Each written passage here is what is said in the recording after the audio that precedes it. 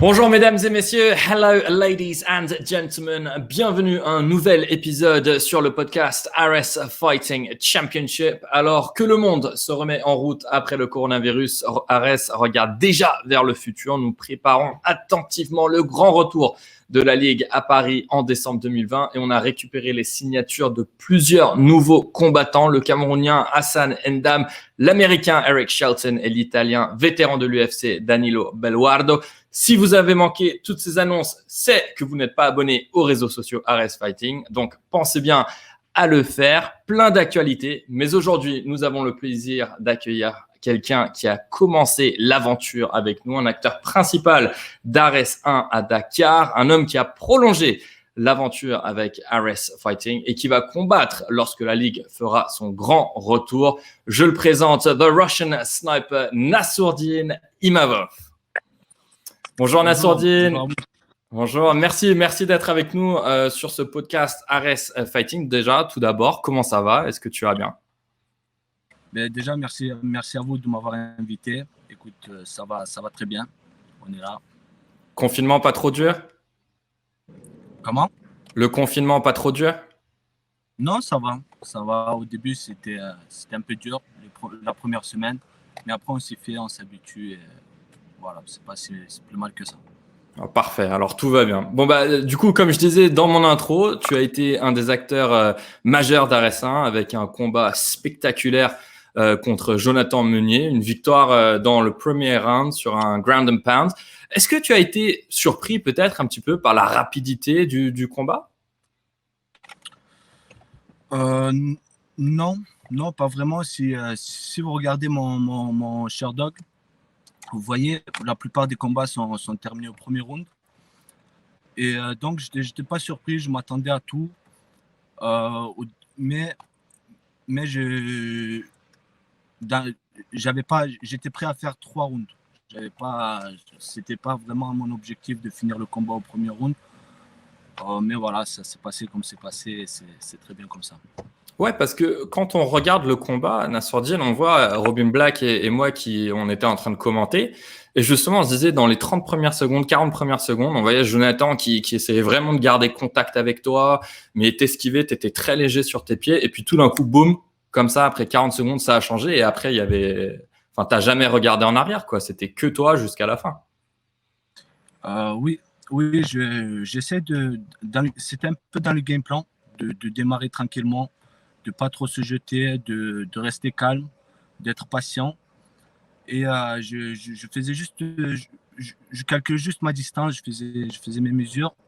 Et quand c'est venu,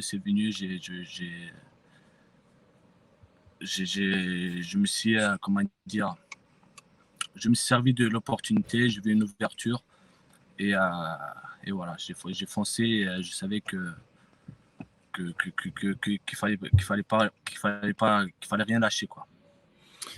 Pour ceux qui ne le savent pas, ton record, c'était ta 8e victoire professionnelle en MMA. Tu as un record de 8 victoires, 2 défaites pour l'instant. Mais plus important, c'est que tu es sur 5 victoires d'affilée. Est-ce que c'était un peu énervant peut-être de devoir arrêter tu vois, à Bruxelles, etc. à cause du coronavirus? Parce qu'on ne va pas se mentir, tu étais chaud, quoi. Pour Bruxelles, le 3 avril? Ouais. Franchement, oui, c'était embêtant que ça soit annulé le 3 avril. Mais franchement, c'était mieux comme ça. Ares a été très professionnel de nous prévenir en avance. On a été prévenus un mois avant que ça allait être annulé, que ça allait être remporté. Et c'est très bien. En tant que combattant, je peux dire que c'est dur parce que d'autres organisations, on essaie de pousser au maximum, d'essayer d'organiser au maximum, mais au final, on sait très bien qu'en tant que combattant, d'être, comment dire, comment Que quelqu'un s'occupe bien de vous, peut-être. Comment? Que quelqu'un s'occupe bien de vous, c'est ça? Avec vos... Oui, c'est ça. En fait, quand on nous dit qu'on ne combat plus au dernier moment avec la préparation, etc., c'est dur pour nous. Ouais, plus compliqué à gérer. Etc. C'était pas évident et c'était très bien qu'on ait été prévenu un mois avant. Voilà. Bah, justement, Sordine, on parle un peu d'Ares. Tu connais très bien Fernand Lopez, bien sûr. C'est quoi tes impressions sur l'organisation, une nouvelle ligue comme ça qui arrive? Franchement, quand on m'a annoncé que je devais combattre à Ares et que c'était leur première, j'étais loin d'imaginer que ça allait donner ça. Franchement, ça a été très professionnel. On a été très bien accueillis. Tout était parfait. Et franchement, c'était nickel. C'était ta première fois en plus? Vas-y, pardon. Ouais, c'était ma première fois et franchement, je dis pas ça parce que je combats à Arès, mais je pense que dans très peu de temps, ça sera l'une des meilleures organisations mondiales. Bah, on l'espère en tout cas. Et justement, on a parlé un petit peu de Ares 2 qui devait jouer à Bruxelles. Tu devais combattre contre l'Américain Chris Curtis. Voilà, le combat s'est pas fait, mais il y a eu un échange assez, bon, c'était pas très aimable, on va dire ça, sur les réseaux sociaux. Chris Curtis, peut-être, il t'a pris un peu de haut en disant que tu faisais pas le poids en termes de numéro de combat. Après, il a combattu beaucoup plus que toi.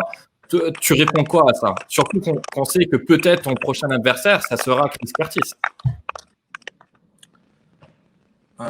Oui, il m'a un peu manqué de respect dans les réseaux sociaux. Vous pouvez voir que je lui ai répondu 2 ou 3 fois, mais il ne s'arrête plus. Il est trop rentré dans ce délire de trash talking et ce n'est pas mon truc du tout. Mais tout ce que j'ai à lui dire, je lui dirai au combat avec mes points. Il faudra juste patienter. Après, Chris Curtis, c'était un très bon combattant, assez expérimenté, mais sans trop lui manquer de respect, il faut dire que c'était un combattant d'ancienne génération. Il y a quelques semaines de ça, il avait arrêté sa carrière, maintenant il reprend, il ne sait même pas ce qu'il veut.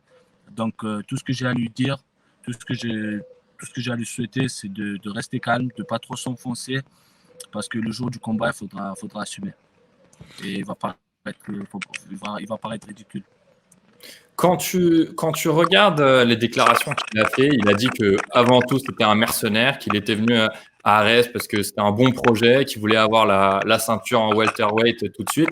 Donc en fait, toi, tu es là justement pour lui prouver que c'est pas comme ça. C'est toi, tu veux être le champion, le premier champion. C'est ça exactement. Mon objectif, c'est d'être champion dans cette ligue-là, à Ares. Je veux prendre la ceinture. Et je ne laisserai pas de casser mon objectif comme ça, de mettre les bâtons dans les roues. Je suis déterminé et c'est pas lui qui va m'arrêter. Nassourdine, tu viens du Daghestan d'origine, mais ça fait longtemps, bien sûr, que tu t'entraînes en France, que tu vis en France. Paris 2020 sera un des tout premiers événements MMA en France.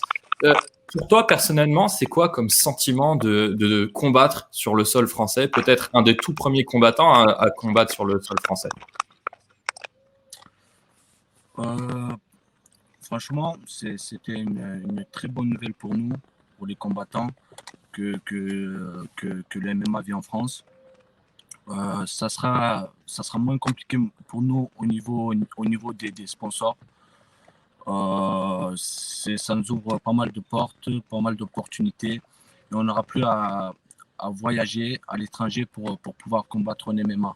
On pourra combattre chez nous, devant notre public, devant notre famille et voilà, devant nos amis. Et une extension peut-être de ma question aussi, pourquoi est-ce que toi, tu as décidé de venir en France? C'est quoi de la France qui t'a attiré pour que tu viennes vraiment travailler, bosser ici sur tes qualités? C'était pas personnellement mon choix, c'était le choix de mes parents. J'étais assez petit quand j'étais arrivé en France, j'avais 8-9 ans, donc c'était pas du tout mon choix. Et voilà, c'est comme ça, on est venu en France. Ça s'est fait et en France, tu as pu t'épanouir dans le combattant que tu es aujourd'hui. Et bien, sur ces paroles, Nassourdine, on va conclure notre émission d'aujourd'hui. Encore une fois, un grand merci à toi de nous avoir parlé. Et bien sûr, on se dit à très bientôt. On espère au plus tôt en décembre. À notre public, comme d'habitude, pensez à vous abonner sur nos réseaux sociaux Ares Fighting et sur notre chaîne YouTube. On se dit à très bientôt pour un nouvel épisode. Il y a plein d'actualités encore à venir. Bye bye. Au revoir, merci.